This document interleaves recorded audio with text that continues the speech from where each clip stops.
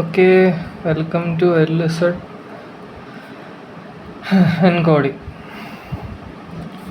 Okay, LZ എൻകോഡിങ്ങിൽ നമുക്ക് ആദ്യം ഒരു സ്ട്രിങ് തരും. ഓക്കെ, സ്ട്രിങ് എന്നിട്ട് ഇതാണ് സ്ട്രിങ് എഴുതുന്നത്. എന്നിട്ട് നമുക്കൊരു ഇനിഷ്യൽ ഡിക്ഷണറി തരും. ഈ ഇനിഷ്യൽ ഡിക്ഷണറി നമ്മുടെ ആൻസറിൽ ഫസ്റ്റ് ആദ്യം അതുപോലെ എഴുതുക.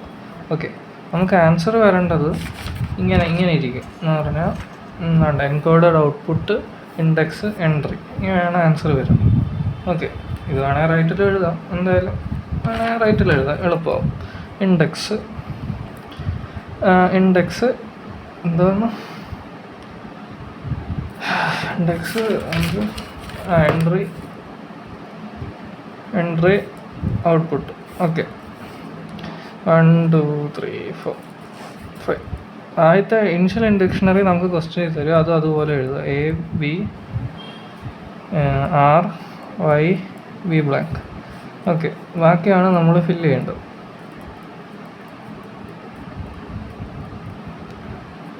$15, $16, $17, $18, $19 വരെ കാണാമല്ലേ വീഡിയോയിൽ? ആക്ച്വലി കാണാമല്ലോ.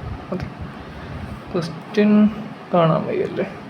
ഓക്കെ, 17 വരെ ചെയ്തിട്ട് ക്വസ്റ്റ്യൻ കാണിക്കത്തില്ല. ഓക്കെ, ഇനി ഫസ്റ്റ് ഔട്ട്പുട്ട് ഇവിടെ ഒന്നുമില്ല, ഇനിഷ്യൽ ഡിക്ഷണറിയാണ്. ഇവിടെ തൊട്ടാണ് ഔട്ട്പുട്ട് വരും. അപ്പോൾ ഔട്ട്പുട്ട് വരുമ്പോൾ നമ്മുടെ സ്ട്രിങ് എന്താ? ഇതാണ് A B blank B A R. Okay, അപ്പോൾ ആദ്യം A എടുക്കുക. A എടുത്തിട്ട് നമ്മൾ നോക്കുക എൻകോഡർ ഔട്ട്പുട്ട്. ഇവിടെ ഔട്ട്പുട്ടിൽ നമ്മുടെ എൻട്രി A ആണ്. അപ്പോൾ നമ്മൾ നോക്കുമ്പോൾ നമ്മുടെ ഫസ്റ്റ് A നോക്കുമ്പോൾ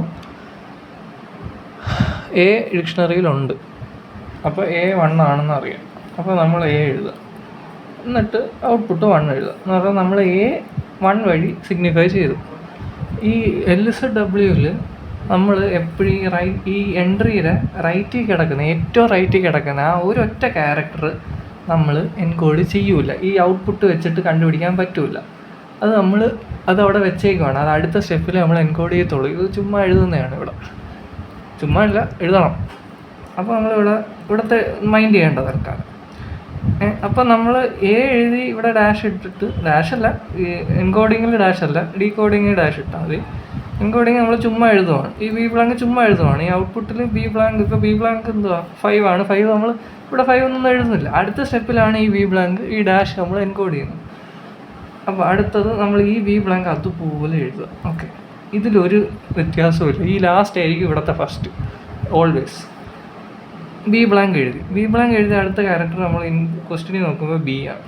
അപ്പോൾ ഇനി നമുക്ക് ഇവനെ എൻകോഡ് ചെയ്യേണ്ട, ഈ ബാക്കിയെല്ലാം എൻകോഡ് ചെയ്യണം. ബാക്കി എൻകോഡ് ചെയ്യുമ്പോൾ B ബ്ലാങ്ക് എത്ര നമ്പർ 5. ഇവനെ അതുപോലെ എഴുതുക. എന്നിട്ട് ഇനി B എഴുതി ക്വസ്റ്റ്യൻ നോക്കുമ്പോൾ അടുത്ത ക്യാരക്ടർ A ആണ്.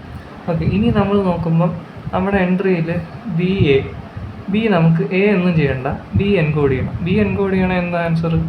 2 വരും ആൻസർ, അല്ലേ? 2 വരും.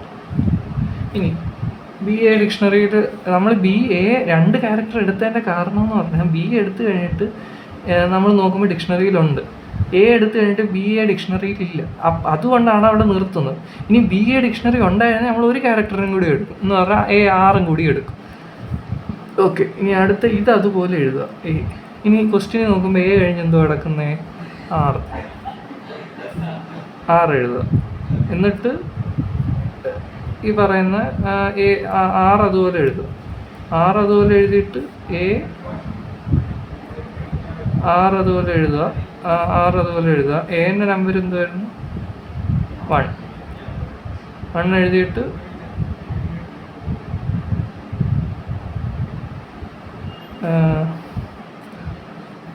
എന്താ വരുന്നു. R എഴുതിയിട്ട് ഫസ്റ്റ് എന്താ കിടക്കുന്നത്? ഇവിടെ ആയിരുന്നു. ആറിൻ്റെ കഴിഞ്ഞ് AR കഴിഞ്ഞിട്ട് B ബ്ലാങ്ക് ആണ്. B ബ്ലാങ്ക് കഴിഞ്ഞ്, അപ്പോൾ B ബ്ലാങ്ക് ഒന്നും ചെയ്യണ്ട. 6 ക്വസ്റ്റ്യനും ഉണ്ട്, ഡിക്ഷണറിയിലുണ്ട്. B blank ഡിക്ഷണറിയിലില്ല. അപ്പോൾ നമ്മൾ 6 മാത്രം എൻകോഡ് ചെയ്താൽ മതി. 6ൻ്റെ ആൻസർ 3 ആണ്. ഓക്കെ, അത് കഴിഞ്ഞ് ക്വസ്റ്റ്യന് നോക്കുമ്പോൾ AB AR B ബ്ലാങ്ക് വരെ ചെയ്തു. ഇത് അതുപോലെ എഴുതുക, ഒരു വ്യത്യാസമില്ല. എന്നിട്ട് അടുത്ത B ബ്ലാങ്ക് A എഴുതി. ക്വസ്റ്റ്യൻ നോക്കി എഴുതുവാണ് ഏതാണ്ട്. B ബ്ലാങ്ക് A എഴുതി. ബി ബ്ലാങ്ക് എ എഴുതിയപ്പോൾ നമുക്ക് മനസ്സിലായി ഡിക്ഷണറിയിലുണ്ടോ? ഇല്ല, ഡിക്ഷണറിയിലില്ല. അപ്പോൾ അത് എഴുതാം. ഇനി അടുത്ത ക്യാരക്ടർ എടുക്കണം. അപ്പോൾ ബി ബ്ലാങ്ക് എ ഇതൊന്നും ചെയ്യണ്ട. ബി ബ്ലാങ്കിൻ്റെ നമ്പർ എന്തുവാ? 5. അത് കഴിഞ്ഞ് 12. അടുത്ത എ അതുപോലെ എഴുതുക. അടുത്ത ക്യാരക്ടർ ആറാണ്. എ ആർ ഉണ്ടോ ഡിക്ഷണറിയിൽ? A R ഡിക്ഷണറിയിലുണ്ട്. അപ്പോൾ ഇതിന് വേണ്ടി കാത്തിരിക്കും. എ ആർ ഡിക്ഷണറിയിലുണ്ട്. എ ആർ ഡിക്ഷണറിയിലുണ്ടെങ്കിൽ നമ്മൾ എ ആർ 2 തൊട്ട് എഴുതേണ്ട കാര്യമുണ്ടോ? ഇല്ല. അപ്പോൾ നമ്മൾ ഒരെണ്ണം എഴുതുക, എ ആറാണ്. അപ്പോൾ ഈ ക്യാരക്ടർ ഒന്നും ചെയ്യണ്ട. എ ആറിൻ്റെ നമ്പർ എന്തുവാ? 9 എഴുതുക. ഓക്കെ, 9 എഴുതിയിട്ട് ഇത് അതുപോലെ എഴുതുക. 6 നമ്മളെവിടെ വരെ എത്തി? A R R. ഈ 6 വരെയാണ് എത്തിയത്. ഇനി അടുത്ത എ ആണ്. 6 ഉണ്ടോ ഡിക്ഷണറിയിൽ? 6 ഇല്ല. അപ്പോൾ നമ്മൾ ഇതൊന്നും ചെയ്യണ്ട. 6ന് നമ്പർ എഴുതുക. 6 നമ്പർ 3. ഇനി എ അതുപോലെ എഴുതുക. എ കഴിഞ്ഞിട്ട് അടുത്ത എന്താണ്? വൈ. വൈ ഡിക്ഷണറിയിലുണ്ടോ? ഇല്ല. അപ്പോൾ ഇതൊന്നും ചെയ്യണ്ട. എൻ്റെ നമ്പർ എഴുതുക 1. വൈ അതുപോലെ എഴുതുക. വൈ കഴിഞ്ഞിട്ട് Y B blank. Y B blank എഴുതിയിട്ടുണ്ടോ? ഇല്ല. അപ്പോൾ വൈൻ്റെ നമ്പർ എഴുതുക 4 എഴുതിയിട്ട് ബി ബ്ലാങ്ക് അതുപോലെ എഴുതുക. അടുത്ത character B. B blank B ഉണ്ടോ ക്വസ്റ്റ്യൻ? ബി ബ്ലാങ്ക് ബി ഉണ്ട്. ബി ബ്ലാങ്ക് ബി ഉണ്ട്. അപ്പോൾ എന്താ ചെയ്യുക? അടുത്ത് എടുക്കുക. ബി ബ്ലാങ്ക് ബി കഴിഞ്ഞിട്ട് വൈ ആണ്. അപ്പോൾ ബി ബ്ലാങ്ക് ബീൻ്റെ നമ്പർ എത്രയാണ്? 7. 7 എഴുതുക. വൈ അതുപോലെ എഴുതുക. ഈ ഡാഷ് ഇടുന്നതിൻ്റെ പ്രത്യേകത ഉണ്ട്. അത് ഡീകോഡ് ചെയ്യുമ്പോൾ നിങ്ങൾക്ക് മനസ്സിലാവും. ഓക്കെ, വൈ അതുപോലെ എഴുതുക. വൈ എഴുതിയിട്ട് അടുത്ത ക്യാരക്ടർ എന്താ question? B blank. Y B blank എഴുതിയിട്ടുണ്ടോ? ഉണ്ട്. Y B. അപ്പോൾ ഒരു ക്യാരക്ടറും കൂടി എടുക്കുക. ഇനി ഇതും ഉണ്ടെങ്കിൽ ഒരു ക്യാരക്ടറും കൂടി എടുക്കുക. എന്നിട്ട് അതിൻ്റെ നമ്പർ എഴുതുക. അത്രയേ ഉള്ളൂ. Y B blank B. അപ്പോൾ നമ്മൾ Y B blank B. Y B blank ഉണ്ട്. അതാണ് ഡാഷ്.